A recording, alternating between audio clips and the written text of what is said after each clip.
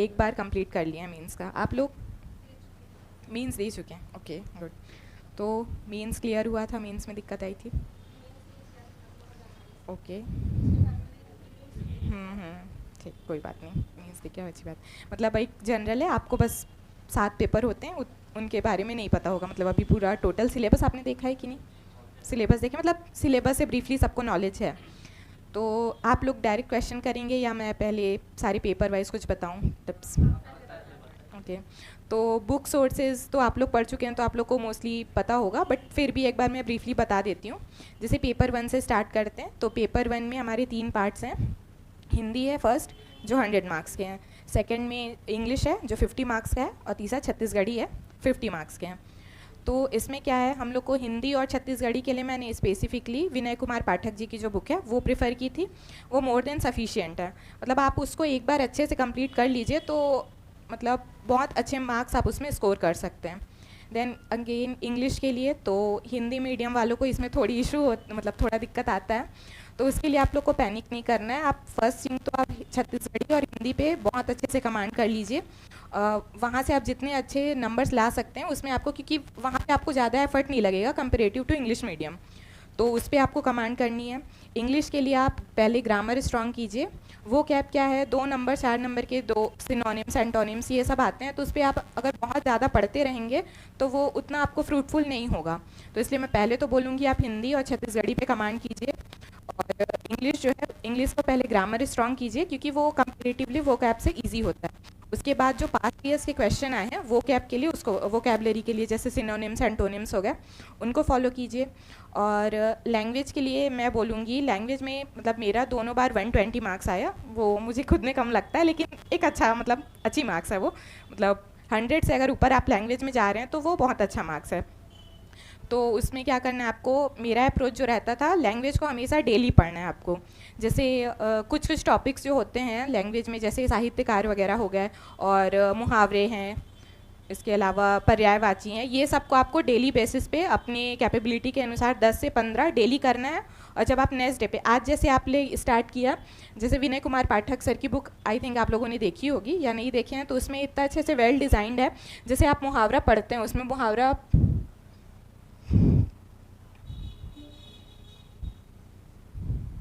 आप मुहावरा पढ़ने उसमें जब जाएंगे, अरे यार,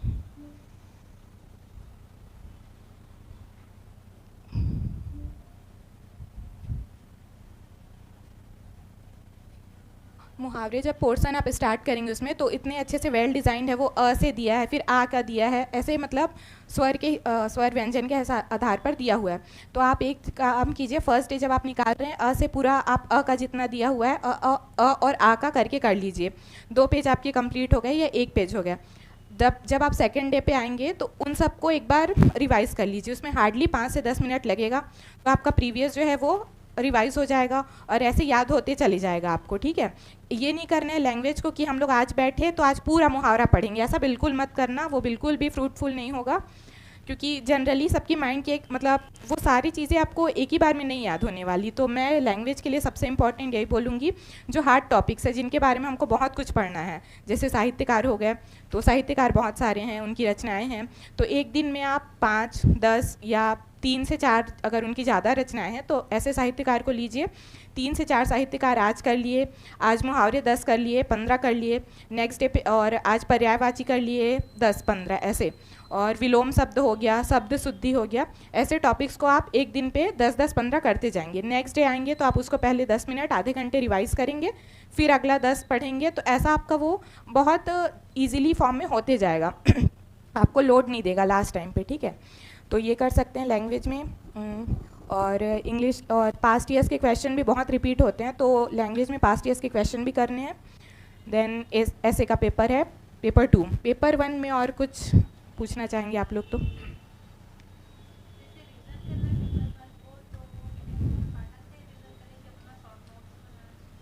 देखिए, आपने पढ़ा उससे है तो आप रिवीजन भी उसी से करेंगे ना। तो मतलब ऐसे जैसे ग्रामर का संज्ञा सर्वनाम के टाइप्स अगर आप लिखने में आपको कन्फ्यूज़न हो रहा है कि इसके 5 टाइप है, जैसे संज्ञा के 5 टाइप हैं, सर्वनाम के 6 टाइप हैं, तो उसका एक शॉर्ट नोट बना सकते हो कि संज्ञा के 5 टाइप हैं, ये हैं। आप एक गो थ्रू कर लोगे उसको एग्ज़ाम के जस्ट पहले। और उसके बाद लेकिन ये सारे टॉपिक्स हैं, मुहावरे हैं, ये सब उसका आप कैसे बनाओगे? इतना सारा फिर आपका नोट्स और बुक में क्या अंतर रह जाएगा? तो लैंग्वेज का वो सब चीज़ों के लिए नोट्स नहीं बनाएंगे, मतलब मत बनाइएगा। क्या मतलब होगा उसका? लिख लिख के याद करना है आपको, लेकिन एकदम प्रॉपर आप बुक में जैसा नोट्स, मेरे को नहीं लगता कि वो फ्रूटफुल होगा, क्योंकि लैंग्वेज में जो चीज़ें आपको बुक में दी है वो रटना है। तो फिर से आप मुहावरों का अलग से 10 ठो दिया है, वो आप 10 फिर अपनी कॉपी में लिखेंगे। वैसे करने के बजाय आप डेली उसको लिख लिख के प्रैक्टिस कीजिए, ठीक है। और ये जो टॉपिक्स है, जैसे कई ठो के प्रकार हैं, संज्ञा सर्वनाम हो गया, क्रिया है, वाच्य है, इन सब का टाइप्स कन्फ्यूज़न होता है कि किसके कितने टाइप्स हैं, और 2 नंबर मार्क्स में ये पूछा जाता है कि इसके संज्ञा के प्रकार बताइए, इसका एग्जाम्पल लिखिए, तो उनके आप शॉर्ट नोट्स बना सकते हैं। बाकी मुहावरा पर्यायवाची का कितना ही बनाओगे। तो और बस लैंग्वेज से और कुछ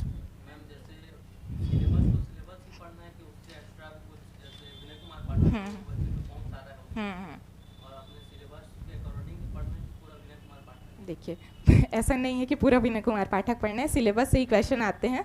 तो सबसे पहले आप तो सिलेबस में जो दिया है उसको अच्छे से कंप्लीट कीजिए। सेकंड, आप PYQs पे जाके देखिए कि पूरा आपका सिलेबस पढ़ने के बाद कहीं कोई टॉपिक छूट रहा है क्या। जनरली जो लिखा हुआ है हमारे उसमें, जो पत्रकारिता है, लेखन वगैरह से, पत्र लेखन से, तो उसमें कुछ कुछ स्पेसिफिक ही मेंशन कर दिया है कि अनुस्मारक है ये सब, लेकिन कुछ चीज़ें उसके आउट ऑफ द भी पूछी गई थी 2019-20 में, जो अलग क्वेश्चन भी पूछे गए थे जो उसमें नहीं लिखा है सिलेबस में। तो आप उसको देख लीजिए कि आदेश कैसे है, आदेश का फॉर्मेट क्या है। तो ये चीज़ें आप पहले सिलेबस कंप्लीट कीजिए, उसके बाद PYQ पे जाइए। अगर उससे मैक्सिमम चीज़ें आपकी कंप्लीट हो जाएंगी, आपको एक्स्ट्रा नहीं पढ़ना पड़ेगा। कहीं कुछ चीज़ें छूटी हुई लग रही हैं कि ये पेपर में आया हुआ है और मैंने सिलेबस के थ्रू कंप्लीट नहीं किया है, तो आप उसको पढ़ लेंगे। बाकी मेंस जो है सिलेबस के विद इन रहता है, भले उसमें डीप जाता है, ठीक है। ऐसा नहीं कि आउट ऑफ द सिलेबस पूछा गया, नहीं होता मेंस में ऐसा। इंग्लिश के लिए लूसेंट अच्छी है, और एक स्पीडी की बुक आती है, उसमें PYQs दिए हुए हैं, वो फॉलो कर सकते हैं। या मार्केट की कोई भी मतलब ऐसी पब्लिकेशन जो आपको इजी लगे उसका फॉर्मेट कोचिंग्स के, वो फॉलो कर सकते हैं। और बहुत ज़्यादा पैनिक नहीं करना है इंग्लिश में, अगर हिंदी मीडियम वाले हैं तो। और इंग्लिश मीडियम वाले हैं तो एक्स्ट्रा ओवर कॉन्फिडेंट भी नहीं होना है, पढ़ना तीनों को इक्वली है। ओके ओके, ठीक है। नेक्स्ट पेपर पे बढ़ें। तो पेपर 2 पे आते हैं हम लोग, है ऐसे का पेपर। इसमें 4 ऐसे लिखने होते हैं, 2 इंडिया और IR से, इंटरनेशनल से, और 2 छत्तीसगढ़ से। 4 टॉपिक, मतलब टोटल 8 दिया होता है, जिसमें हमको 4 लिखना होता है, ठीक है। तो ऐसे का अप्रोच आपका रहेगा, अभी विभोर सर आएंगे, वो ऐसे के लिए आपको और ज़्यादा एक्सप्लेन करेंगे। ऐसे के लिए आपको क्या करना है, डेली बेसिस पे न्यूज़पेपर आप पढ़ेंगे तो आपको ये पता चलेगा कि अभी करंट में क्या चीज़ें चल रही हैं, और जो चीज़ें करंट में है उनसे क्वेश्चन मतलब उनसे ऐसे बनने की प्रोबेबिलिटी बहुत ज़्यादा होती है। लास्ट ईयर 1 नेशन 1 इलेक्शन बहुत ज़्यादा हाईलाइटेड था। क्लाइमेट, जलवायु परिवर्तन के लिए इतने सबमिट हो रहे थे, हमारे PM जी उनके लिए बहुत ज़्यादा मतलब एफर्ट ले रहे हैं। लाइफ मिशन जो है, लाइफस्टाइल फॉर इन्वायरमेंट, जैसे इनिशिएटिव्स लिए गए हैं। तो जलवायु बहुत करंट टॉपिक था, वो दोनों टॉपिक्स आए थे। IR में जैसे कहीं पे वॉर चल रहा है, रूस यूक्रेन है, उसके पहले आया हुआ था। इजराइल पैलेस्तीन लास्ट ईयर संभावित था, बट वो आया नहीं। लेकिन आपको मतलब देखते रहना है कि आपके आसपास देश दुनिया में क्या चल रहे हैं, वो चीज़ें डायरेक्ट आती है। मतलब बहुत ज़्यादा ऐसे के लिए आपको परेशान होने की ज़रूरत नहीं है, जो भी करंट में चल रहा है उसको फॉलो करना है। लाइक अभी करंट में एक बहुत इंपॉर्टेंट है UCC, उत्तराखंड में लागू हुआ है। लास्ट 2-3 साल से ये बहुत मतलब चल ही रहा है, लेकिन इस साल क्योंकि उत्तराखंड में उसको लागू कर दिया गया, तो ये बहुत इंपॉर्टेंट टॉपिक आपका इसलिए हो गया। तो इसके जितने भी डिटेल्स आपके न्यूज़पेपर में डेली आ रहे हैं, और संपादकीय पढ़िए, एडिटोरियल जो आता है दैनिक भास्कर में, या और भी कोई पेपर आप फॉलो करते हैं। तो मैं पर्सनली दैनिक भास्कर फॉलो करती थी, इसके अलावा दृष्टि के चैनल्स हैं, विज़न IAS, इनके व्लॉग्स। तो उस पर आप क्या करेंगे, वहाँ से उसके बारे में पूरा आप हिस्ट्री से लेके, ऐसे के बारे में सर ज़्यादा अच्छे से आपको एक्सप्लेन करेंगे, मैं एक रफली बता रही हूँ आपको कि जो भी टॉपिक है आपको उसको डेली डेवलपमेंट उसका पढ़ते रहना है, ठीक है। और ऐसे के लिए आप क्या करेंगे अगर बिल्कुल नहीं प्रैक्टिस किया है, तब तो आप 2-4 ऐसे लिख के प्रैक्टिस बिल्कुल कर लेना, क्योंकि स्पेस मैनेजमेंट, और अभी स्पेस भी बढ़ा दिया, लास्ट ईयर जैसे 6 पेजेस आए थे, तो ऐसे का मतलब लिखने 750 वर्ड्स हैं, लेकिन आपका स्पेस मैनेजमेंट भी होना चाहिए। उसको आप कैसे कितने अच्छे से फ्रेम कर सकते हैं, तो इसके लिए 2-4 ऐसे लिख के प्रैक्टिस कर लेना। और बाकी हर ऐसे को लिखने की ज़रूरत नहीं है, उसके लिए आप सिनॉप्सिस बना सकते हैं। हमारा जो सिलेबस में लिखा हुआ है कि वर्तमान स्थिति लिखनी है, कारण लिखनी है, समस्याएं लिखनी है, समाधान लिखने हैं, तो ये 4-5 चीज़ें आंकड़े वर्तमान स्थिति में आंकड़ों सहित ना, तो आंकड़ों में ये नहीं है कि सिर्फ आप मैथमेटिकल आंकड़े लिखेंगे 1 2 3 4, मतलब किसी कोई भी इशू है यूसीसी के बारे में जैसे, तो यूसीसी के लिए एक डेटा आपका हो जाएगा कि संविधान के किस अनुच्छेद में इसका उल्लेख है, ठीक है। इसके अलावा कहाँ पे लागू था, ये सारी चीज़ें भी आंकड़ों के अंतर्गत आते हैं। आंकड़ों में ये नहीं है कि सिर्फ मैथमेटिकल ही आएगा, फैक्ट्स भी आंकड़े आते हैं जो उसके लिए करंट में और कहीं क्या हुआ है, जैसे हम लोग उसके लिए लिख सकते हैं कि अदर जगह पे कहाँ कहाँ अदर कंट्रीज़ में इम्प्लीमेंट है और उसका क्या पॉजिटिव और क्या नेगेटिव, मतलब नेगेटिव तो जनरली यूसीसी का नहीं है, मतलब चुनौतियाँ हो सकती हैं, तो ये सारी चीज़ें आपको देखते रहना है। और सिनॉप्सिस जब आप बनाएंगे तो ये डेटा लिखेंगे और ट्राई कीजिए कि जो आपका इंट्रोडक्शन है और कंक्लूज़न वो बहुत स्ट्रांग होना चाहिए, क्योंकि मेन बॉडी कंटेंट लगभग सबके इक्वल होंगे, कारण चुनौतियाँ समाधान ऑलमोस्ट इक्वल होंगे। आपका एक वे फॉरवर्ड जो होगा वो थिंकिंग आपकी अलग हो सकती है, लेकिन जो मेन बॉडी है कौन से आर्टिकल में दिया हुआ है या इसका हिस्ट्री क्या है वो तो सब लोग इक्वल लिखेंगे। तो जो आपका इंट्रोडक्शन है और कंक्लूज़न है वो स्ट्रांग होना चाहिए। उसके लिए आप किसी महान व्यक्ति के विचारों को पढ़ सकते हैं, उसको एक्सप्लेन करेंगे, अपने साइड से कोई इंट्रो बना सकते हैं कि उसके बारे में सोच के, जैसे नक्सलिज्म है, नक्सलवाद भी अभी काफ़ी हाईलाइट है और मार्च 2026 तक उसको एंड करने का टारगेट है, तो वो भी इस साल के लिए बहुत इंपॉर्टेंट है। तो आप इंडिया के लिए यही करेंगे, न्यूज़पेपर फॉलो करेंगे, वहाँ से टॉपिक्स लेंगे, फिर जो दृष्टि है, विज़न IAS है या अदर है और प्रतियोगिता दर्पण है, इन सब से आप कंटेंट उसका क्रिएट करेंगे और अपने साइड से उसके लिए कि क्या चुनौतियाँ हो सकती हैं, क्या इम्प्लीमेंटेशन इसका बेटर हो सकता है, ये सारी चीज़ें इंडिया के लिए। CG के लिए आप कहाँ से करेंगे, जनमन और DPR CG, यहाँ से आप फॉलो कर सकते हैं, वहाँ से आपको टॉपिक्स भी मिलेंगे, कंटेंट मिलेंगे। DPR CG की जो गवर्नमेंट की वेबसाइट है उसमें विशेष लेख आते हैं, जैसे महतारी वंदन योजना, महतारी वंदन योजना के लिए उसमें काफ़ी सारे, जब लास्ट ईयर जब वो इम्प्लीमेंट हुआ था, लागू किया गया था उसको, तो बहुत सारे लेख आए थे कि कैसे लोगों के जीवन में उससे बदलाव हो रहे हैं। तो ये सारी चीज़ें आप पढ़ के अपना ऐसे का जो कंटेंट है उसको इम्प्रूव कर सकते हैं। तो ऐसे हो गया। ऐसे के रिगार्डिंग और कुछ पूछ रहे हैं आप लोगों को?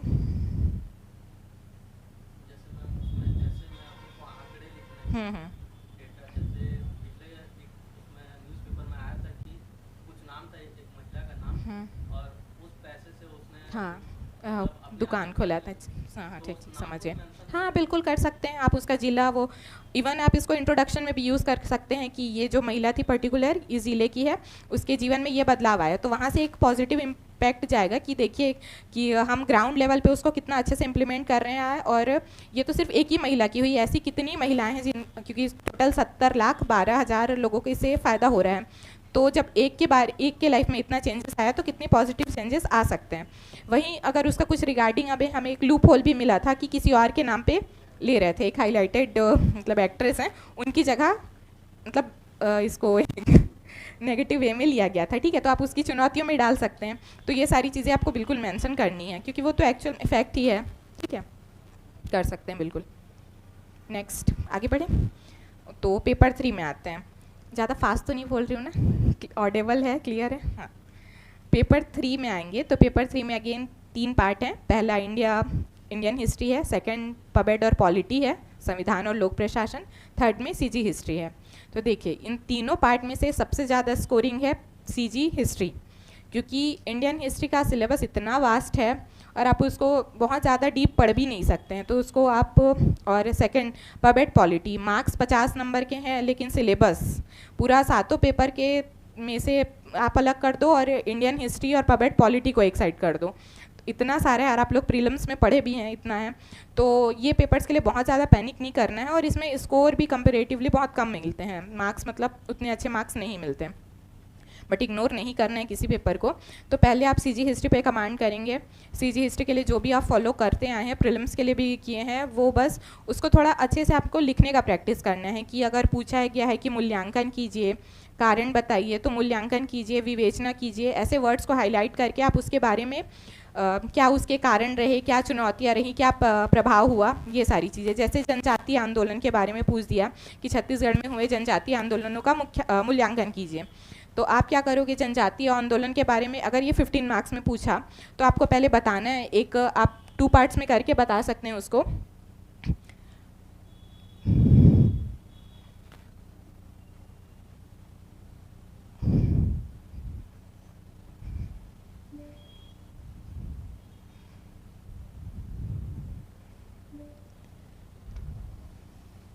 ये आपकी आंसर कॉपी रहेगी। इसको आप क्या करेंगे, डिवाइड कर लेंगे पोर्शंस में।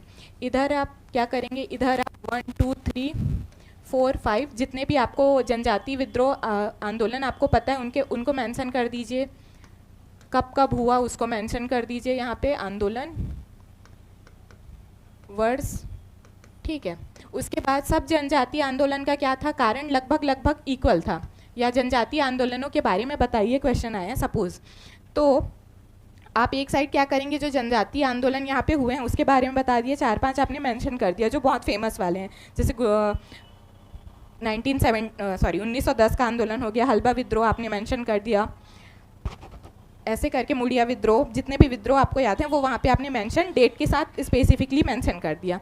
यहाँ पे आप क्या लिखेंगे, तो जितने भी ट्राइबल रिवोल्ट जनजाति विद्रोह हुए हैं सबके लगभग लगभग कारण क्या थे, मतलब लगभग सेम थे कि जनजातियों का शोषण हो रहा था, उनको उनके जो वन अधिकार हैं, उनकी जो रिचुअल्स हैं, संस्कृति है, उनको मतलब प्रमोट नहीं करने दिया जा रहा था, उसको बाधित किया जा रहा था। जैसे नर बलि प्रथा थी तो वो उनकी बहुत संस्कृति से चली आ रही प्रथा है, उसको प्रतिबंधित किया जा रहा था। तो उनमें क्या थी, एक संस्कृति के प्रति, तो कारण को भी आप 4-5 पॉइंट में हाईलाइट कर देंगे कि जनजातीय आंदोलन यहाँ से यहाँ तक इतने हुए जिनको तालिका में दिखाया गया है, सारणी में दिखाया गया। कारण आप लिख दोगे, 2-3 बता देंगे कि जनजातियों में असंतोष था, उनके संस्कृति का, उनका आर्थिक रूप से शोषण किया जा रहा था, वनों का जो आर्थिक शोषण लिख दिया, आगे आप एक्सप्लेन कर देंगे ये सारी चीज़ें। फिर लास्ट में प्रभाव क्या हुआ आप उसको एक्सप्लेन कर देंगे।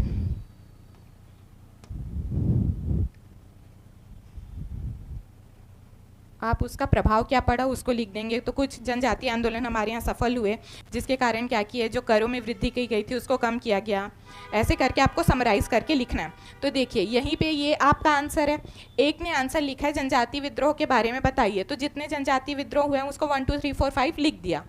अब आप बताइए, आपके सामने इन दोनों में से कॉपी आएगी तो किसकी कॉपी बेटर होगी, आप किसको ज़्यादा मार्क्स दोगे, ये वाले फॉर्मेट को या जिसने सिर्फ 5 ट्राइबल रिवोल्ट्स जनजाति विद्रोह मेंशन किया उसको दोगे, इसको दोगे, क्योंकि आपने कारण मूल्यांकन सभी चीज़ें बता दी हैं। तो आपको अपने आंसर राइटिंग को इम्प्रूव करना है, ठीक है, उसी बेसिस पे। तो ये आप जैसे हिस्ट्री है, क्योंकि सब लोग वही पढ़े हैं, सीजी हिस्ट्री में बहुत ज़्यादा एक्सटेंड वो कुछ नहीं है, तो वहाँ पे आपको करना है अपने आंसर को क्रिएटिव बनाना है ताकि आप उससे कंपेरेटिवली किसी और से नंबर ज़्यादा ले पाएँ, ठीक है। और मतलब वही है जो आपने फैक्चुअल प्रीलिम्स के लिए पढ़ा है उसको थोड़ा एक्सटेंडेड फॉर्म में उसका मूल्यांकन, प्रभाव, ये सब चीज़ों पे आपको उसमें कमांड करना है। व्यक्तित्व के बारे में पढ़ना है, उन व्यक्तित्व का मूल्यांकन करना है। जैसे 15 मार्क्स में भी ये क्वेश्चन आ जाते हैं कि रविशंकर शुक्ल के कार्यों का मूल्यांकन कीजिए, ऐसे टाइप का। तो उसको आपको एक बना के रखना है कि उन्होंने क्या क्या इनिशिएटिव्स लिए, उसका क्या क्या प्रभाव पड़ा, ठीक है। सिर्फ फैक्ट लिख के नहीं आना है, थोड़ा जो 8 नंबर 15 नंबर के जो क्वेश्चन होंगे सीजी हिस्ट्री में उसको आपको थोड़ा एलोबरेट करके थोड़ा अट्रैक्टिव बनाना है, ठीक है। पॉलिटी पबेट के लिए आप जो भी सोर्सेज फॉलो कर रहे हैं उसको कीजिए, बहुत ज़्यादा पढ़ने की ज़रूरत नहीं है क्योंकि अभी थोड़ा उसका एनालिटिकल आ रहा है, बट आप पढ़ रहे हैं तो अभी आपको थोड़ा डीपली पढ़ना पड़ेगा। जैसे आपने प्रीलिम्स के लिए संविधान को पढ़ा होगा, पहले तो मतलब थोड़ा सरफेशियल आता था, बट अभी के जो क्वेश्चंस हैं जैसे आर्टिकल 25 है धर्म से संबंधित जो है उसको पूरा एक्सप्लेन करने के लिए 10 मार्क्स में दे दिया था।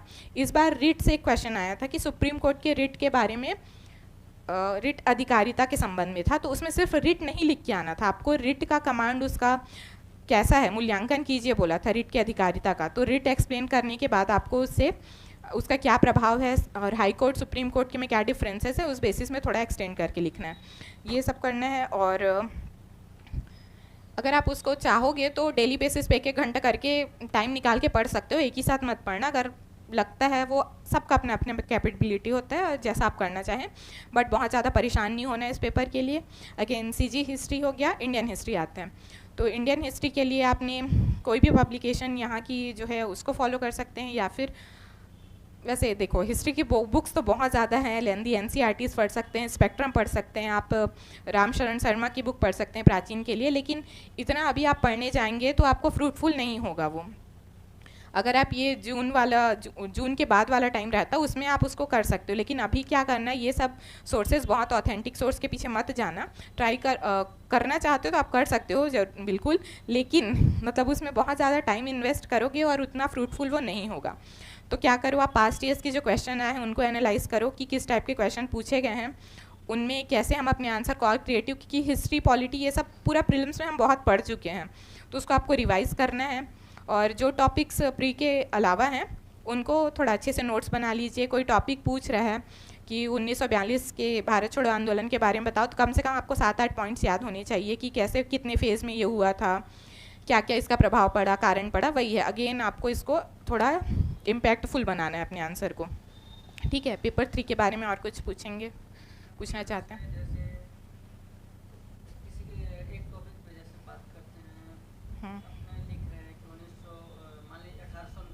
क्रांति से चर्चा किए तो क्या जहाँ जैसे वो रिवॉल्यूशन उनके संबंध में और उनके क्या नाम और डेट पूरा मेंशन। देखिए अगेन वही चीज़, आपको पहली चीज़ तो क्वेश्चन बहुत केयरफुली पढ़ना है कि क्वेश्चन में पूछा क्या गया है।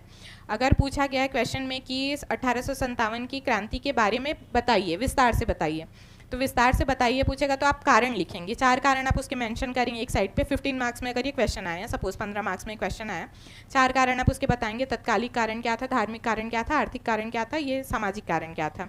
एक साइड पे आप उसकी घटनाएं लिखेंगे कि कहाँ कहाँ क्या क्या हुआ, किसने नेतृत्व किया। ठीक है, उसके बाद आप उसका असफल था 1857 की क्रांति या आंशिक रूप से सफल था, तो आप प्रभाव को लिखेंगे कि उसका क्या प्रभाव पड़ा और उसकी क्या सीमाएं थी, कि मतलब क्या कमियां रह गई, क्या असफलता के उसके कारण थे, इसको आप लिख देंगे। और अगेन कोई है जो सिर्फ मेंशन करके गया है कि यहाँ ये हुआ, यहाँ ये हुआ, इसने नेतृत्व किया, बस अगेन डेट, तो किसको मार्क्स ज़्यादा मिलेगा? जिसने विस्तार से सारी चीज़ें, क्योंकि उसने क्वेश्चन में बोला था कि 1857 की क्रांति के बारे में विस्तार से बताइए, तो आप विस्तार से सब चीज़ बता दिए ना, कि आपने कारण लिख दिया, प्रभाव लिख दिया, कहाँ कहाँ रिवॉल्ट हुए थे वो लिख दिया आपने, क्या उसकी असफलता के कारण रहे, फेमस पर्सनैलिटी ने क्या बोला है उसके बारे में, वो सब आप मेंशन कर दिए, तो विस्तार से आपने बता दिया।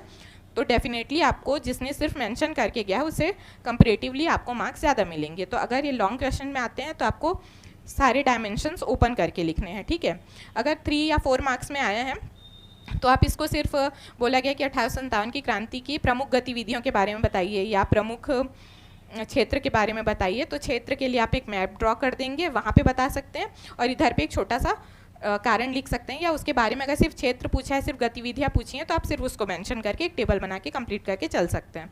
अगर लॉन्ग क्वेश्चन में पूछा है तो आपको सारी चीज़ें मेंशन करनी है। ठीक है, जितने ज़्यादा डायमेंशंस आप ओपन करेंगे मार्क्स उतने इंक्रीज होंगे। ओके, नेक्स्ट पेपर 4 पे पढ़े तो जी।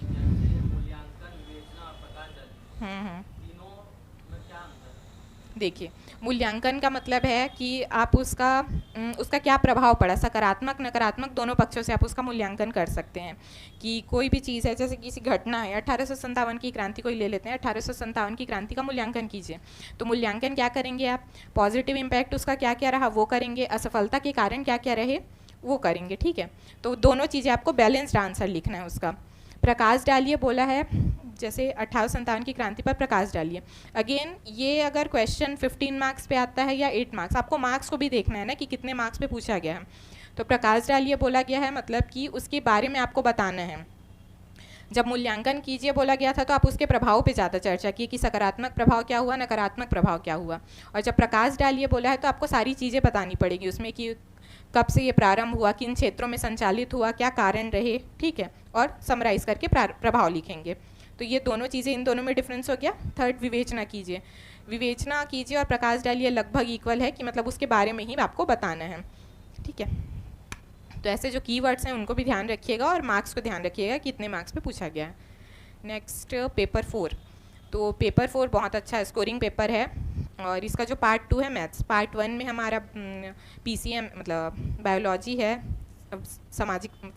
विज्ञान है, तो विज्ञान में बायोलॉजी है, फिजिक्स और केमिस्ट्री है। ठीक है, इसमें 10th की बुक सफिशिएंट है, आप उसको अच्छे से पढ़ लीजिए। लास्ट ईयर्स के क्वेश्चन जैसे 2018 के पहले के सिलेबस से आ गए थे, बट उसको अगर आपने PYQs 2012 से किया हुआ है तो वो क्वेश्चंस बन जा रहे थे। कुछ क्वेश्चंस बायो के ज़्यादा डीप पूछ लिया गया था, बट वो आउट ऑफ दिस सिलेबस नहीं बोल सकते उसको। जैसे बहुत सब हुआ था कि सिलेबस से बाहर का क्वेश्चन आया, तो सिलेबस से बाहर का क्वेश्चन नहीं था, सिलेबस को डीप पूछा गया था। अब आप खुद सोचिए 2012 मतलब PSC कब से हो रहा है, सेम क्वेश्चन कितना ही रिपीट करेंगे, और क्योंकि कंपटीशन भी बढ़ गया तो आप डीप पूछ रहे हैं। तो आप पहले 10th का बुक उसको बहुत अच्छे से कंप्लीट कीजिए, जो भी सिलेबस में लिखा हुआ है। देन उसके बाद आप जाइए NCERT, अगर आप बायो के लिए पढ़ना चाहते हैं तो 11th-12th की NCERT थोड़ा बहुत देख सकते हैं, पर बहुत ज़्यादा पैनिक करने की उसमें भी ज़रूरत नहीं है, क्योंकि मोस्ट ऑफ द लोग क्या करते हैं 10th की बुक से ही पढ़ते हैं और लगभग उसमें सबका इक्वल रहेगा, ठीक है। जो स्पेसिफिकली बायोलॉजी वाले फील्ड के हैं वो लोग उसको हैंडल कर सकते हैं। लास्ट ईयर का जैसा क्वेश्चन आया था वो बहुत कम लोगों से बना था, जो क्योंकि वो उसके बारे में बहुत डीप पूछा गया था, तो जो जिसने 11th-12th में बायो पढ़ा हुआ है, कॉलेज में पढ़ा हुआ है, वही लोग उसको अटैम्प्ट किए थे, तो उससे बहुत ज़्यादा इम्पैक्ट आपके मार्क्स पे नहीं पड़ेगा। लेकिन बाकी चीज़ें आप पर आपकी कमांड होनी चाहिए, जो सिलेबस में लिखा हुआ है। आया भी था क्वेश्चन तो 8 से 10 मार्क्स के इधर उधर के क्वेश्चन थे, बाकी तो आपका जो पढ़ा हुआ है वही थे ना, तो उसको अच्छे से करना है। 10th की बुक सफिशिएंट है उसके लिए, और NCERTs आप कर सकते हैं, ये आपके ऊपर है, बट पहले 10th की बुक ओके, या जो भी कोचिंग की बुक आप फॉलो कर रहे हैं वो कर सकते हैं।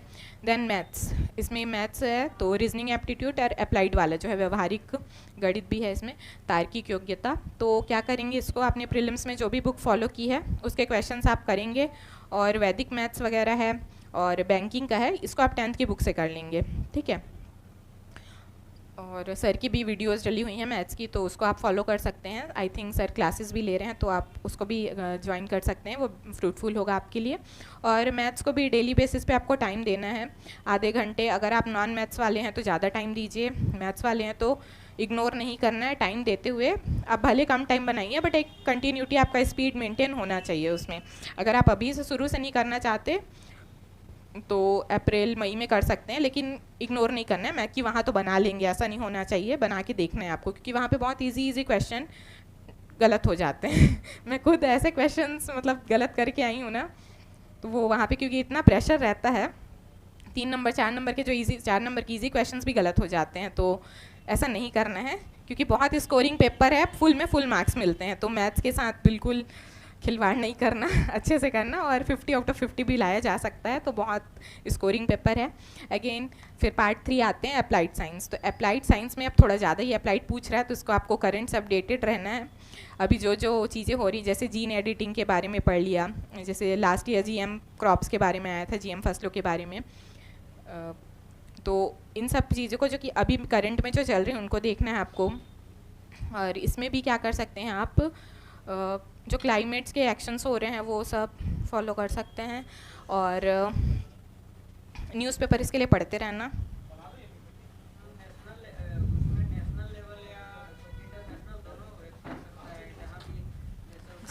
हाँ, क्लाइमेट चेंज से जैसे आया तो उसको आप इंडिया के रिस्पेक्ट में और इंटरनेशनल दोनों कर सकते हैं।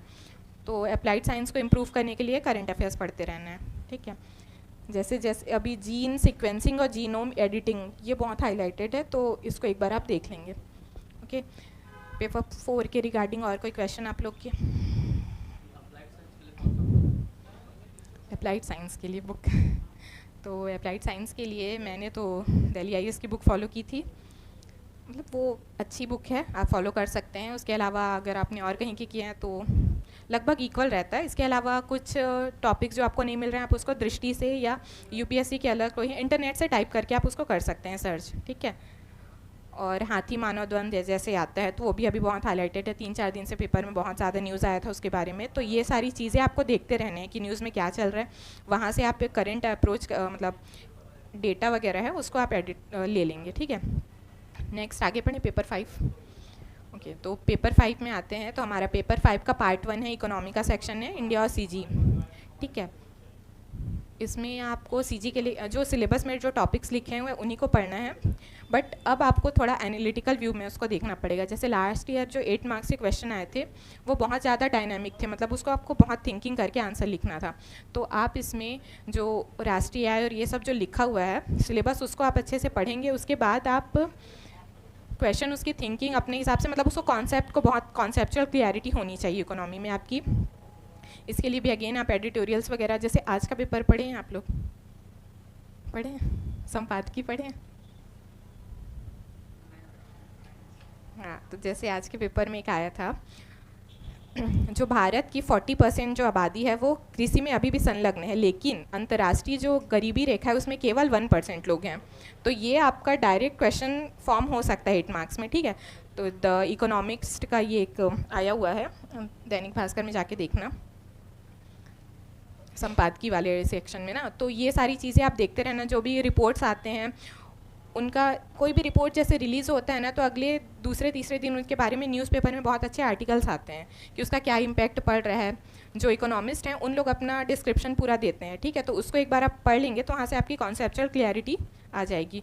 तो आपको जो बेसिक लिखा उसको फॉलो करना है, सिलेबस में जो लिखा है उसके अलावा न्यूज़पेपर में आपको देखते रहना कि क्या चीज़ें आ रही हैं। मतलब पेपर अब बहुत ज़्यादा करंट की तरफ झुका हुआ है, ठीक है। लास्ट ईयर का क्वेश्चन आप जब देखेंगे तो हर पेपर में करंट का जो वेटेज था लगभग, मतलब डायरेक्टली नहीं पूछा गया था, लेकिन जो हमारा स्टैटिक है उसको करंट से रिलेट करके पूछा गया था। तो आपको देखते रहना है वो सारी चीज़ों को, ठीक है, कि क्या रिपोर्ट आ रही है, क्या इसका इम्पैक्ट पड़ेगा। अगर इंटरनेशनल लेवल पे कोई चीज़ हो रही है आर्थिक परिदृश्य में तो उसका भारत पे क्या प्रभाव पड़ेगा, ये सारी चीज़ें, उसको थोड़ा कॉन्सेप्चुअल। और इसके लिए आप book again local publication follow कर सकते हैं। और बुक तो एक नितिन सिंघानी की बहुत अच्छी है, कॉन्सेप्चुअल क्लैरिटी, लेकिन वो इतनी लेंदी बुक है, इतनी बल्कि बुक है, आप उसको अभी नहीं कर पाएंगे, तो अभी उसको मत कीजिएगा। चाहे तो देख सकते हैं एक बार उसको। बाकी न्यूज़पेपर इसके लिए भी फॉलो करना है। और सीजी इकोनॉमी के लिए आपको आर्थिक सर्वेक्षण जो गवर्नमेंट वाली है प्रॉपर उसको फॉलो करनी है, मतलब सिर्फ डेटा नहीं याद करके जाना है।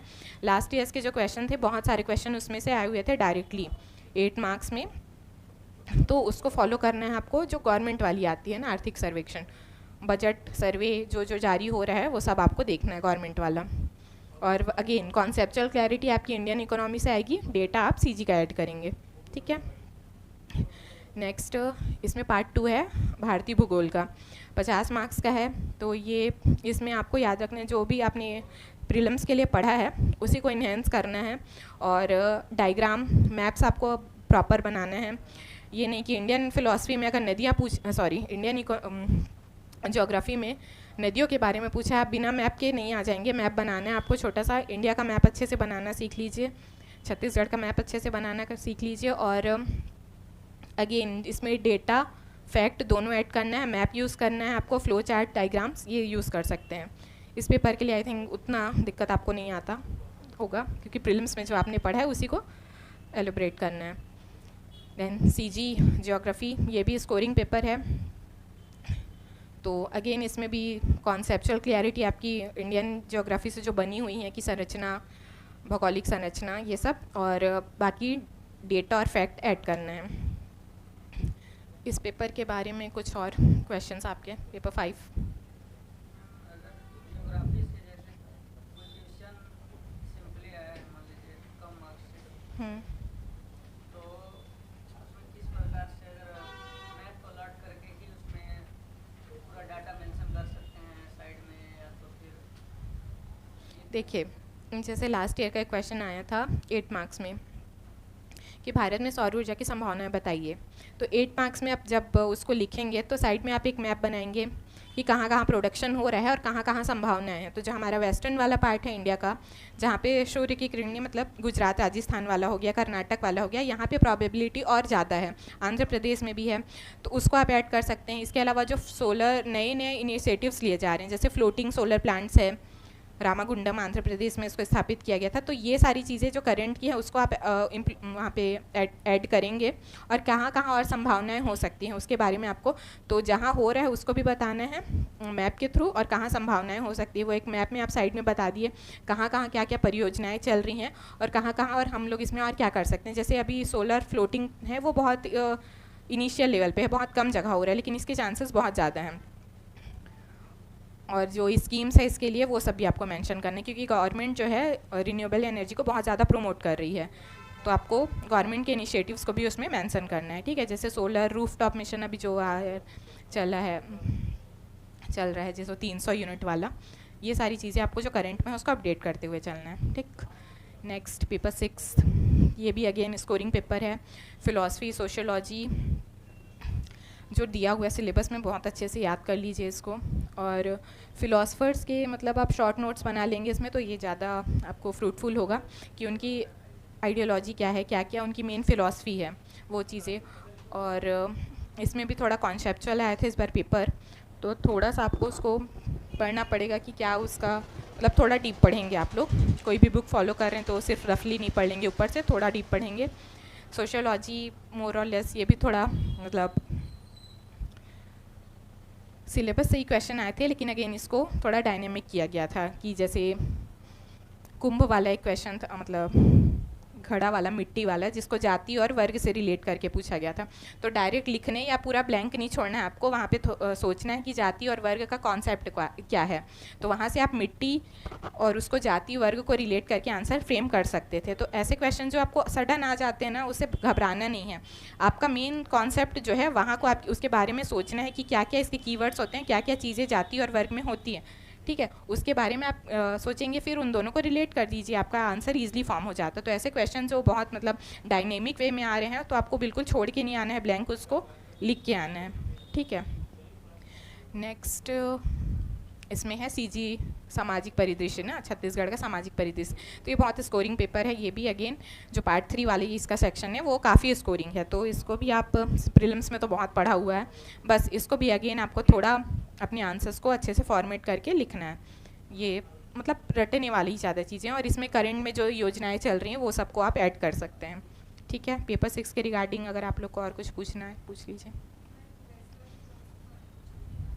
हाँ, तो उसको एक ही दिन में मत याद कीजिए, मतलब डेली उसके लिए भी मेरे को भी सेम इशू होता था फ़िलॉसफी पे। इंडियन फ़िलॉसफी तो हो जाता है बहुत अच्छे से, वेस्टर्न ये दिक्कत आता है। तो वेस्टर्न में पहले आप आइडियोलॉजी उसका अलग अलग कर लीजिए कि बुद्धिवाद वाले कौन कौन हैं, और जो मतलब अलग अलग सेक्शंस हैं उनको, और उसके बाद उनका आइडियोलॉजी में सिमिलैरिटीज़ देखिए, और एक एक दो दो को डेली याद कीजिए। उनके जो 5-5 10-10 पॉइंट है ना आपकी जो उनके फ़िलॉसफी की, उसको एक पेपर में लिख लीजिए। इसके लिए सिनॉप्सिस बना लेंगे आप लोग से, क्योंकि ये बहुत लेंदी पेपर है, मतलब बहुत ज़्यादा है, तो पढ़ेंगे फिर लगभग 8-8 10-10 पॉइंट्स का, कीवर्ड्स का आप सिनॉप्सिस बना लेंगे कि वो आपके आंसर्स में होने ही चाहिए। तो फिलोसफर्स को भी वैसे ही करना, वेस्टर्न वालों को पहले तो आइडियोलॉजी के अनुसार अलग अलग कर लेना, बुद्धिवाद वाले कौन है, तर्कवाद वाले कौन है। उसके बाद डेली बेसिस पे उसको 2-2 करते जाना, और कंपैरिजन करके पढ़ना कि इनके में क्या डिफरेंट था, इनके में क्या डिफरेंस है, ठीक है। तो ये जब एक एक 2-2 को पढ़ोगे तो ही हो पाएगा, एक ही दिन में अगर सारा वेस्टर्न पढ़ोगे तो नहीं होगा, ठीक। Next paper 7। इस पेपर में मेहनत ज़्यादा लगता है, मार्क्स कम मिलता है। इसको आपको करंट के थ्रू ही पढ़ना है। जैसे पहले तो पेपर 7 का पार्ट 1 जो है, इसमें स्कीम्स वाले हैं और एक्ट्स वाले हैं। तो जितने भी एक्ट हैं जो प्रॉपर सिलेबस में लिखे हुए हैं उनको आपको पहले पढ़ना है, और उनके कीवर्ड्स, उसको भी बहुत डीप ये नहीं कि सारी धाराएं याद नहीं करनी है आपको। जो अभी CRPC और IPC का चेंज हुआ है, तो उसको आप भारतीय न्याय संहिता और नागरिक सुरक्षा संहिता, उनके जो धाराएं हैं महिलाओं के से संबंधित या वंचित वर्गों से, उसको आप याद कर लेंगे। पूरा आपको BNS में नहीं पढ़ना है। जो अन्य एक्ट दिए हुए हैं उनके बारे में आपको एक ब्रीफ नॉलेज होना चाहिए कि यदि इसके अंतर्गत कोई आयोग बनाया जा रहा है तो उसकी नियुक्ति कैसे होगी, उसकी संरचना क्या क्या होगी, ये धारा किस धारा में मेंशन है। सारी धाराएं याद नहीं करनी है। कोई अगर स्पेसिफिक आयोग बनाया जा रहा है, कोई न्यायालय बनाया जा रहा है, उसके तहत कोई विवाद निवारण जैसे उपभोक्ता संरक्षण है और भ्रष्टाचार निवारण, तो इसके लिए जो विभिन्न आयोग बनते हैं, विवाद निपटान संस्थाएं बनती हैं, उन सब के बारे में आपको पढ़ना है कि ये किस धारा में दिया हुआ है और इनकी संरचना कैसे होती है, कौन नियुक्ति करता है, इनके कार्य क्या हैं, ठीक है। और कोई अमेंडमेंट होता है, जैसे घरेलू हिंसा के अधिनियम में 2018 में हुआ था, ऐसे करके कुछ कुछ अमेंड होते रहते हैं, उनको एक बार आप देख लेंगे क्योंकि वहाँ से चांसेस ज़्यादा रहते हैं, ठीक है, आने के क्वेश्चंस। और इसका जो योजना वाला है, इस पे आप कमांड अच्छे से कर सकते हैं। जो CG गवर्नमेंट की जितनी भी योजनाएं हैं उसको बहुत अच्छे से याद करना है आपको। और क्या करेंगे इसमें, सिर्फ आप जो प्रावधान दिया रहता है उसको नहीं, उससे एक स्टेप आगे जाके आपको देखना है कि इसके मतलब उद्देश्य अगर उसने 2 लाइन में दे दिया है तो आप कम से कम उसके 5 से 6 पॉइंट बनाइए, क्योंकि 4 मार्क्स में आएगा तो सिर्फ आप 2 लाइन लिख के आओगे तो मार्क्स नहीं मिलेंगे। तो आपको कि इसके क्या क्या और उद्देश्य हो सकते हैं, जैसे मोस्टली ग्रामीण विकास के लिए कोई योजना आई है तो उसका क्या क्या इम्पैक्ट पड़ेगा, उसको आप ये उद्देश्य में लिख सकते हैं। फिर अगेन उद्देश्य, प्रावधान जो उसका मेन है वो, कंटेंट, और उसका प्रभाव क्या पड़ेगा, योजना अगर इम्प्लीमेंट होती है तो क्या क्या प्रभाव पड़ेगा, ये आपको सोच के लिखना पड़ेगा। प्रभाव के बारे में तो योजना में दिया नहीं है, तो वो आप सोच के लिखेंगे। और नेक्स्ट इसकी चुनौतियाँ क्या क्या है क्रियान्वयन में, जैसे आप ये सब न्यूज़ में देखते रहते हैं, जैसे महतारी वंदन योजना का भी देखे, स्कैम वाला, तो ये सारी चुनौतियाँ आपको मेंशन करनी है। तो सिर्फ योजनाओं को आप सिर्फ प्रावधान पढ़ के नहीं जाएंगे, उसके लिए आपको एक स्टेप आगे जाके उसका पूरा उद्देश्य, अपने उद्देश्य और बनाने, उद्देश्य तो वैसे डिफाइन रहता है, और चुनौतियाँ क्या क्या हैं क्या प्रभाव पड़ेंगे, ये सारी चीज़ें आपको प्रिपेयर करके रखनी है योजना के लिए, क्योंकि योजना ही इस सेक्शन का ज़्यादा स्कोरिंग है। नेक्स्ट सीजी के लिए जो है तो उसके लिए भी न्यूज़पेपर देखते रहेंगे, क्योंकि न्यूज़पेपर में कभी कभी जो कुछ अमेंड हुआ रहता है या प्रशासन में किसी को अतिरिक्त अधिकार दिया रहता है तो उससे रिलेटेड क्वेश्चन आ जाता है। जैसे 2022 वाले पेपर में आया था एक कि किराएदार वाला एक एक्ट है छत्तीसगढ़ में, तो उसमें क्या किया गया था, डिप्टी कलेक्टर को अतिरिक्त अधिकारिता दी गई थी। तो ये कहीं पे सिलेबस में मेंशन नहीं है, क्योंकि छत्तीसगढ़ में सिर्फ अधिनियम लिख दिया हुआ है, कोई भी स्पेसिफिक मेंशन नहीं किया है। तो जो फेमस है जैसे टोनी निवारण हो गया, ये सब आप पढ़ेंगे। और करंट में कोई अगर आ रहा है, जैसे अभी एक दुकान स्थापना वाला आया है, तो उसको आप एक रफली थोड़ा देख लेंगे कि आए तो आप कुछ तो लिख पाएँ उसके बारे में, ठीक है। और ये पेपर हो गया। उसके बाद नेक्स्ट पार्ट टू पूरा करंट पे है।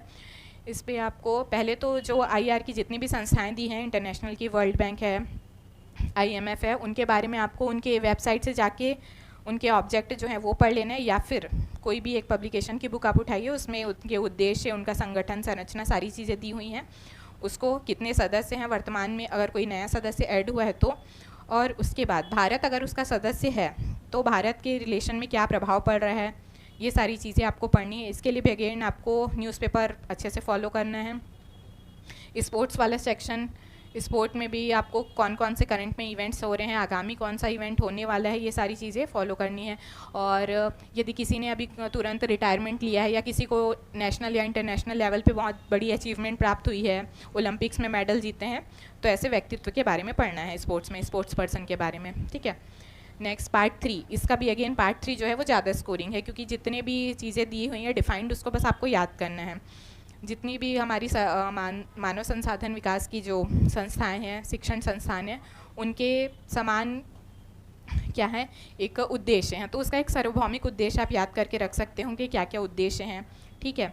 उनके बारे में भी अगर कितनी संस्थाएं हैं, जैसे आईआईटी के बारे में पूछा अभी, तो आपको पता होना चाहिए कितना आईआईटी है, छत्तीसगढ़ का मेंशन कर दीजिए। तो ये सारा आपको किसी भी लोकल पब्लिकेशन के में मिल जाएगा, उसको अच्छे से याद कर लेना है। और इसमें भी अगेन रोजगार रिलेटेड अगर कोई रिपोर्ट आ रहा है तो उसको ऐड कीजिए, मतलब पूरा पेपर 7 जो है आपको करंट के साथ इसको लेके चलना है, ठीक है। हो गया। और कुछ इस पेपर के बारे में अगर आप पूछना चाहते हैं?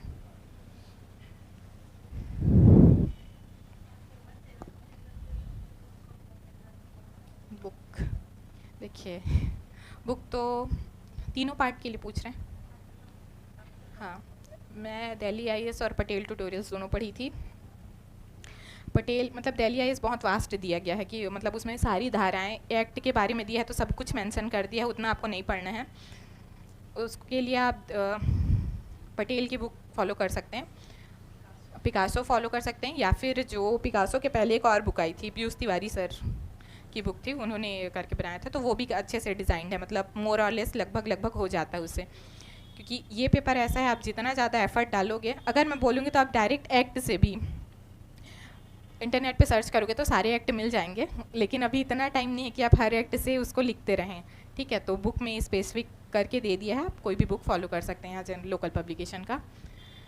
मैं दिल्ली आईएएस और पटेल फॉलो की थी। बट वही है, उसमें थोड़ा बहुत ज़्यादा वास्ट दे दिया है, हाँ डीप दे दिया है। पटेल कर सकते हो, सफिशिएंट है। और करेंट ऐड करना है। पार्ट 3 के लिए वो भी ठीक है, पटेल और दिल्ली आईएएस दोनों ठीक है उसके लिए। और बाकी करेंट, हाँ पार्ट 3 कंपेरेटिवली उस ज़्यादा स्कोरिंग है।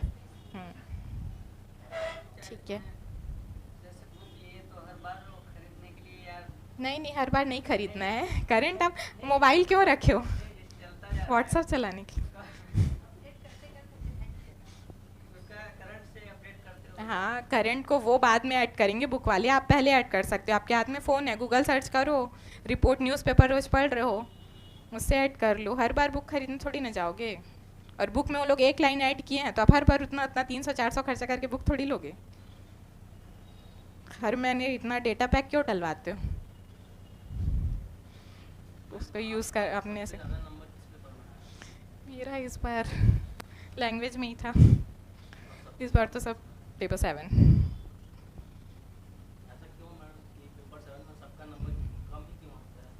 अब ये आयोग वालों से पूछना पड़ेगा वो लोग क्या चाहते हैं। इतना लिखने के बाद भी मार्क्स नहीं देते हैं। उसमें हार्डली इस बार 85 या 88 मार्क्स हाईएस्ट गए हैं, 100 भी नहीं पहुंचा है। पता नहीं उनकी डिमांड क्या होती है और शायद हम लोग नहीं फुलफिल कर पाते। उसको और कैसे लिखा जाए कि ज़्यादा नंबर? तो वही है, उसमें करंट और आपका जैसे कोई ब्रिक्स है, ब्रिक्स में जैसे इंडिया उसका मेंबर है, तो ब्रिक्स में रहने से इंडिया को क्या क्या प्रॉफिट हो रहा है उसके कंपैरेटिवली, जैसे दूसरी संस्था है जैसे और बीमस्टेक है, बीमस्टेक और ब्रिक्स में भी कंपैरिजन करके पूछ सकता है। तो ये सारी चीज़ें आप देखेंगे कि इंडिया का उसमें रहने से क्या इम्पैक्ट पड़ रहा है और इंडिया के रिलेशंस में, मतलब सामाजिक आर्थिक, सामाजिक तो नहीं, जनरली आर्थिक परिदृश्य में उसके क्या क्या प्रभाव पड़ेंगे अगर हम उसके मेंबर हैं तो। और ग्लोबल इंडिया जो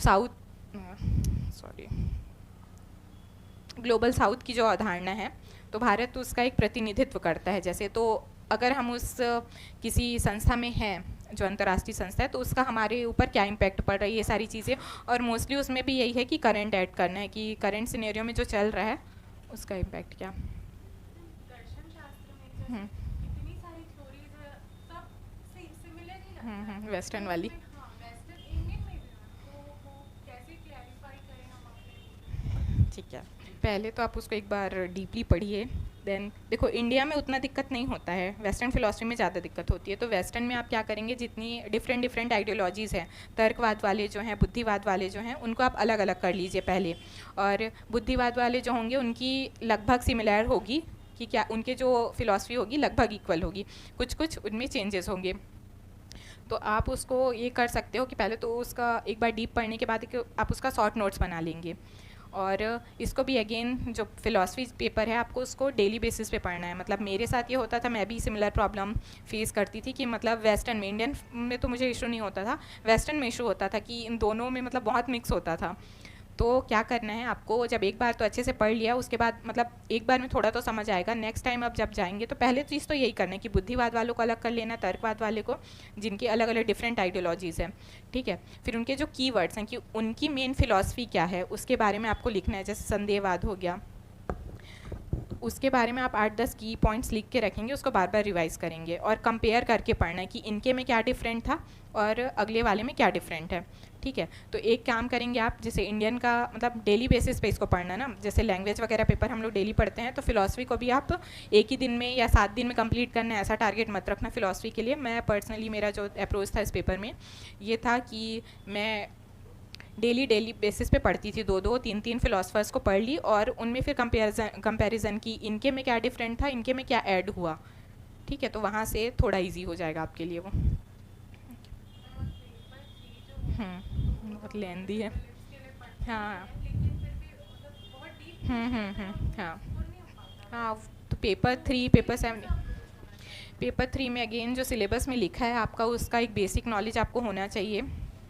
आप थोड़ा लेट हो गए, हम लोग उस पर 7 तो पेपर पे डिटेल्स किए थे। तो उसमें पेपर 3 में आपको ये करना है कि पहले जो सिलेबस में लिखा है आप उस पर अच्छे से कमांड कर लीजिए। मतलब 8-10 पॉइंट, अगर कोई जैसे भारत छोड़ो आंदोलन आ रहा है, 1857 की क्रांति, तो आपके उसके बारे में आपको पूरा एक बेसिक इंट्रो पता होना चाहिए कि क्या क्या हुए, क्या उसका प्रभाव पड़ा, ठीक है। प्रीलिम्स में हम जनरली फैक्ट पे फोकस्ड रहते हैं, ठीक है, लेकिन मेंस में क्या करना है उसको एनालिटिकल, कि उसका क्या प्रभाव पड़ा, क्यों ये असफल हुआ, अगर ये नहीं हुआ था मतलब और क्या चीज़ें हो सकती थी इसमें असफलता के कारण, ये सारी चीज़ें और प्रभाव क्या पड़ा, इन सबको आपको थोड़ा मूल्यांकन करते हुए अपने रिस्पेक्ट में, यदि मूल्यांकन पूछा है तो आप अगेन इसका पॉजिटिव और नेगेटिव दोनों पक्ष लिखेंगे, ठीक है। और हाँ हो जाता टाइम, हाँ, बट वही है, अगर आप अभी पढ़ने स्टार्ट करेंगे तो 3 महीना पूरा निकल जाएगा, ऐसा है। तो उसको बहुत ज़्यादा डीप नहीं पढ़ना है अभी, नए सोर्सेज भी मत ट्राई करना, जो प्रीलिम्स में आपने पढ़ा है उसको रिवाइज़ कीजिए पहले तो अच्छे से। और अगर आप शॉर्ट नोट्स बनाना चाहते हैं तो पेपर मतलब हिस्ट्री के लिए क्या करेंगे, सीजी हिस्ट्री में तो नहीं होता इशू, इंडियन हिस्ट्री के लिए क्या कर सकते हैं, जैसे रियासतों के बारे में विलीनीकरण से क्वेश्चन है, 1857 की क्रांति, तो आप उसके 5-10 पॉइंट लिख के रखिए कि कारण 5 पॉइंट कारण आपको याद हैं, तो ऐसे लिख लेंगे तो लास्ट टाइम में रिवाइज़ करने के लिए वो ईजी पड़ेगा।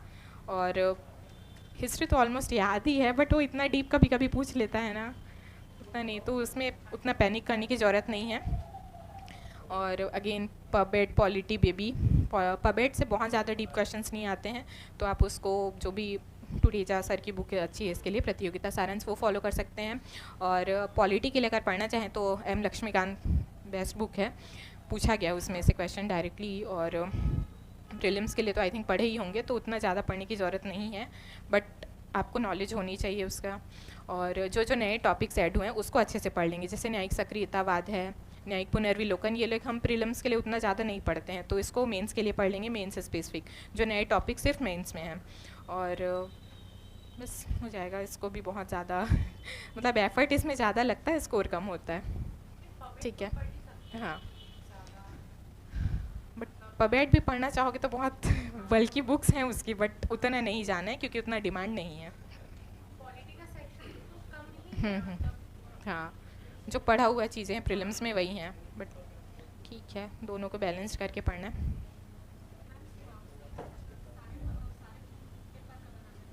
क्या चीज़? वो आपके ऊपर डिपेंड करता है। अगर आपको लगता है कि रिवीजन के टाइम पे लास्ट में मुझे इशू होगा तो आप सिनॉप्सिस बना सकते हैं। जैसे कुछ कुछ पेपर्स के बना ही लेने चाहिए, जैसे पेपर 6 है, क्योंकि जो सेकंड हाफ में जो पेपर होते हैं ना उनके लिए दिक्कत होता है, क्योंकि हमको टाइम नहीं रहता उसके रिवाइज़ करने के लिए। तो आप क्या करेंगे, जो पेपर जो डे टाइम में होने वाले पेपर्स हैं उनके लिए तो कम से कम बना लिए रहेंगे, कि जो 2 घंटे का 1 घंटे का गैप होता है, या आप जब एग्ज़ाम दिला के आते हैं तो कम से कम आप उसको एक बार देख लें, तो जो आपके कीवर्ड्स हैं वो ना छूटें। तो जो पार्ट 2 वाले पेपर हैं, मतलब सेकंड हाफ के, उनके लिए बना सकते हैं, पेपर 4 के लिए, पेपर 6 के लिए। प्रैक्टिस से मैथ्स जैसे पेपर 4 में जी सर, जी सर, हाँ हो गया ऑलमोस्ट। एक क्लास क्वेश्चन पेपर 4 में टाइम मैनेजमेंट प्रैक्टिस। आप मैथ्स वाले हो या बायो वाले हो, प्रैक्टिस लगेगा आपको। अगर पेपर 4 का आप प्रैक्टिस नहीं किया हो तो वहाँ पे टाइम बहुत कम पड़ता है। तो मैथ्स को क्या करना है, मैथ्स वाले हो या नॉन मैथ्स वाले हो, रेगुलर बेसिस पे आपको मैथ्स को प्रैक्टिस करना है, क्योंकि वहाँ पे बहुत कम टाइम है। 50 मिनट में आपको 45 to 50 मिनट्स आपको मैथ्स को कंप्लीट ही करना रहता है, और बहुत स्कोरिंग पेपर है, तो आप नेगलेक्ट नहीं कर सकते हैं उसको। तो डेली बेसिस पे आधे घंटे, मतलब अपने हिसाब से कि आपकी मैथ्स में अगर कमांड अच्छी है तो आप कम टाइम दीजिए, बट डेली प्रैक्टिस करते रहिए। और इसको और कर सकते हैं, जैसे फ्लो चार्ट डायग्राम्स वगैरह बनाएंगे तो आपको कम वर्ड्स लिखने पड़ेंगे, तो वहाँ से आप इसका प्रैक्टिस कर सकते हो कि ग्राफ बना दिया, फ्लो चार्ट बना दिया, तो आपको वर्ड्स कम लिखने पड़ेंगे। अप्लाइड साइंस में भी आप ये कर सकते हो। सिमिलर जो बायो वाला सेक्शन है, फिजिक्स केमिस्ट्री वाला, तो वहाँ पे आप पाई चार्ट या टेबल बना देंगे, तो वहाँ पे आपको कम वर्ड्स लिखने पड़ेंगे, तो वहाँ से टाइम सेव होगा। अप्रोच करना चाहिए, वो आपके ऊपर डिपेंड करता है कि आपका कौन सा सेक्शन में कमांड ज़्यादा है। मैं जनरली क्या करती हूँ, पेपर जो 75 वाले पेपर 3 और पेपर 3 या 4 का जो भी है, पार्ट 1 और पार्ट 3 वाला सेक्शन पहले अटैम्प्ट करती हूँ और उसके बाद पार्ट 2 करती हूँ। तो मतलब मेरा एक टाइम टारगेट रहता है कि इतने टाइम में मेरे को ये फिनिश करना है, उससे 5-10 मिनट मतलब एक्सटेंड तो नहीं होता, जनरली कम ही हो जाता है। तो इतना आप एक टारगेट बना लीजिए। जैसे पार्ट 1 को आपको 1 घंटे में लगभग 1 घंटे 5 मिनट मैक्सिमम खींचने हैं, उससे ज़्यादा नहीं खींचना है। जो 75 मार्क्स वाले क्वेश्चन है पार्ट 1 और पार्ट 3 तो लगभग 1 घंटे 5 मिनट का टारगेट रखोगे, स्पीडली लिखोगे तो 55 मिनट्स में कंप्लीट, 50 to 55 मिनट्स में। और अगर उस पेपर में आपकी कमांड अच्छी है तो और पहले भी हो जाता है। फिर लास्ट का जो टाइम बच रहा है आपका, जो क्वेश्चन छूटे हुए हैं, उसको कर सकते हो। ठीक है, थैंक यू। अब आ रहे हैं विभोर सर, आपको बताएंगे। मेरे प्रिपरेशन में उनका बहुत हेल्प रहा है। हाँ बिल्कुल, ठीक है, ओके, श्योर।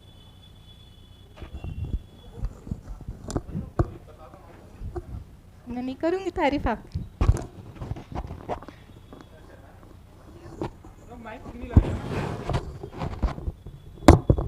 इसमें तो अपन को बस चाहिए, क्या बोलते हैं,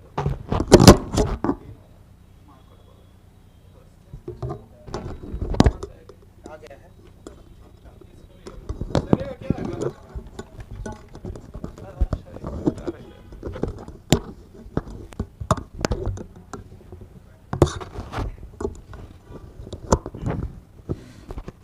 नमस्कार आप लोग को।